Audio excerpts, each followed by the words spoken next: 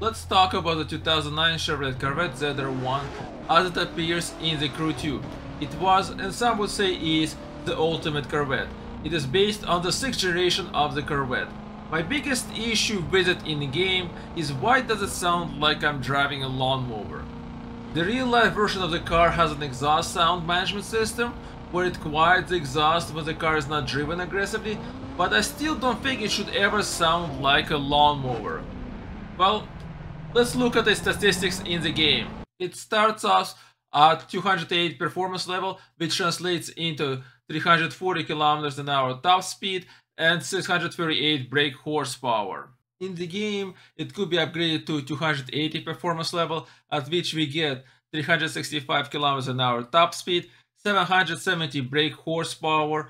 It does from 0 to 100 km an hour in 2.57 seconds. It does quarter mile in 9.57 seconds. We have 1.25 lateral G, and the brake distance from 100 kilometers to 0 is 16.28 meters. And of course the parts will give us some other bonuses, as you can see. Now what does that all mean in the game?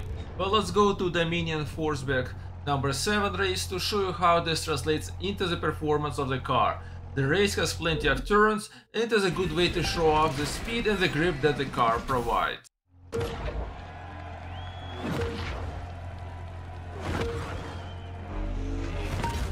And here we go. And the first thing I would like to note is that I'm not using nitro to accelerate here. The car really pulls very well without any need for the nitro to carry me in. There you go, already at 5th gear, and I'm just going ahead with that, slightly lifting off as I'm going into the turns. The Ghost is 2016 Mazda MX-5. Overall, the car is really good at the turns. It really grips the road well when I'm going to the turns, which is surprising for an American muscle car. It's surprising for a Corvette. It's actually that everyone who drives it really says that they're surprised by how well it grips, because that's not what you expect from American muscle cars. And here we go. Now I go into the 4th gear because I need to go into these turns a bit slower. So I'm using the 4th, but at the same time I'm really pushing it down here so that I immediately, as soon as I clear the turn, I can go into the 5th and go ahead and clear all these turns. Now I'm just gonna slightly lift off and make it this into 2 turns here easily, and then I'm gonna use nitro finally to accelerate and go into the 6th gear. Here I will again go into the 5th, lift off, and go into the turns slightly too fast here because I went slightly too much to the side, but I still didn't hit the boards. The car still grips really well. And now again we go into the turns. I'm just lifting off a bit, again a bit not enough. I should have lifted off earlier to drop the speed a bit more, but still we're keeping in the actual track. We're not hitting the boards. Now we're back in the 4th and going through all these turns again, no problems. And here we are just going to go ahead and still, as we turn, we're gonna keep our pedal mostly down, going at high RPMs to immediately shift into the 5th so we can gun it through the next 2 small turns, and then go into here again, light lift off, we clear these 2 turns, and then we push ourselves with nitro right now. Again we go into the 6th and we go here for this more or less short period of a straight, and again we're going back to the 5th so I can clear the turns. I cannot go and stay in the 6th, otherwise I'm gonna lose too much speed, too many RPMs, and when I'm clearing these turns I will have to use too much of a brake. Instead I'm constantly using the shift down in order to brake, in order to slow down the engine, and I'm slightly sometimes using the brake in the turns, but not too much. Here we are back in the 4th again, here in these turns in the 4th, really well. The car drives really nicely, amazingly. There is no really of an issue here that I would have expected from an American muscle car as such. And now the final few turns, we are in the 5th again, and we are going through here, slight lift off, again pushing it down, and we're going nitro, we're going into 6th now because I don't really care because it's a finish of the race. There you go. So overall the car performed really well. Now let's do a race that will constrain us less with the turns. Natural wood vest is perfect for this, and it has no boards on the sides. It has the longest straight runs.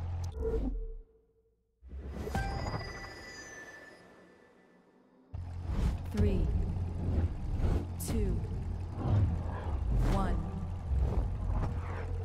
Here, as I begin, I would like to point out again that I'm accelerating without using the nitro here, and I'm still able to pull ahead here and make it through all this bumper car section of the start of the race. Here we go into the 6th gear already, and now we're pulling really far ahead, almost there.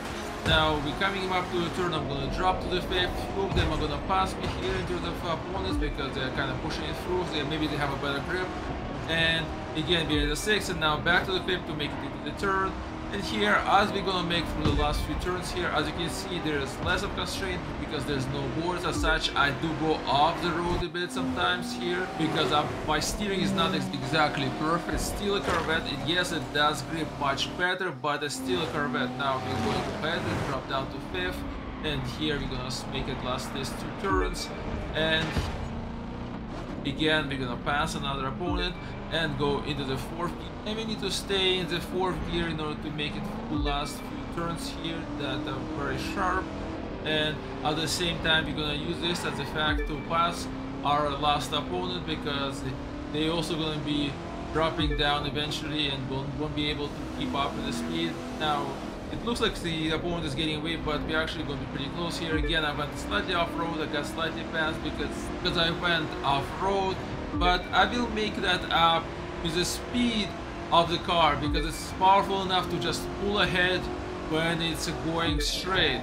Here we're just going to drop to 5th and kind of make a shortcut here through all the obstacles. This of course is going to damage the car in the front. Interestingly enough, I think it's one of the few cars that does have damage model in the game. Some other cars don't seem to have damage model in the game. And now we're going to go ahead and pull ahead of the competition. We are first in the 4th, we're gonna switch to the 5th and then keep on climbing gears because the next few sections are pretty much straight.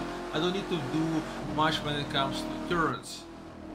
Here again I hit a speed sign, but then in this game right now at this section it's not like the speed matters, so therefore hitting the speed sign is totally fine.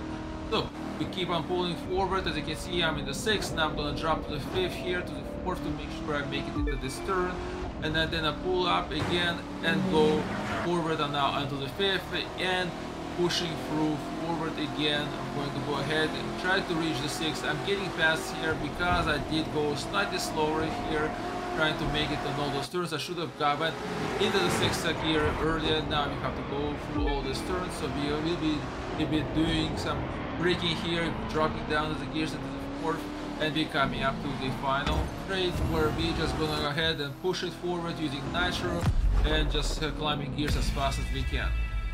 So again, we can see that the car performs really well when it goes in a longer rounds. It's able to pull through really well and just pick up a lot of speed, and it still does pretty well in the turns. Downtown LA South race, the perfect race to show how the car performs in situations where there are a lot of turns and almost no straight runs at all. And now let's enjoy the sound of the lawnmower the car makes right now at the low RPMs.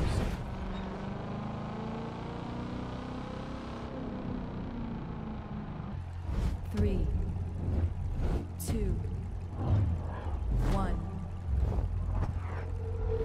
And at the start, again, we are not using nitro to speed up here. The car just pulls really well by itself. Then we just go ahead and go straight to all the way to the 4th gear, then drop down to the 3rd to make these turns.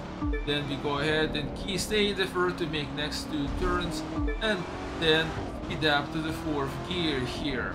Here we are going to drop down to the 3rd in order not to hit the sides, and we're going to use a bit of a brake as well in the turns in order to make it through. Now once we are on the straight here, we can go into the 5th and then drop down again to the 3rd in order not to hit the sides. We need to be a bit more aggressive here when it comes to gear changes, and in order to make sure that we are dropping speed.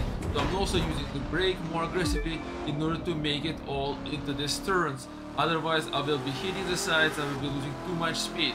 again, we're picking up to the 4th, dropping down to the 3rd. Here it was a bit of a late drop, and so we almost hit the sides, but again, we made it through, went to the 4th, now going to the 5th, and we don't really have much time to make it to the 6th, although we do make it for a bit, but we have to then drop it very quickly to the 3rd. As you can see, because of that, we again almost hit the sides here, but again, we still managed to pull through thanks to the grip that the car had.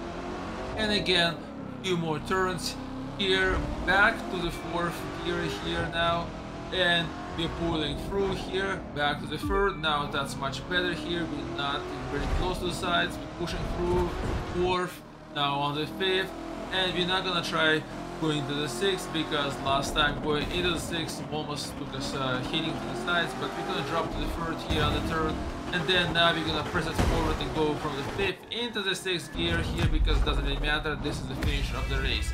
So in the shorter races like this here, when the track is smaller and there's a lot of turns, the braking to the car has to be much more aggressive. Shifting down has to be way more aggressive in order to stay on track and not hit the sides. So in conclusion, Cheverolet Corvette ZR1 was built to be the ultimate Corvette, to provide the power and performance of the European sports car at lower budget. It definitely does not disappoint in its performance. For an American muscle car, it has a very good grip as well, and the only time I have an issue with it is when I'm driving it in the open world and hear its lawnmower sound at low RPMs. So overall, I like 2009 Chevrolet Corvette ZR1 in the Crew 2. Thank you for watching and listening. If you like this video, please like it. If you didn't like it, don't like it, and please subscribe.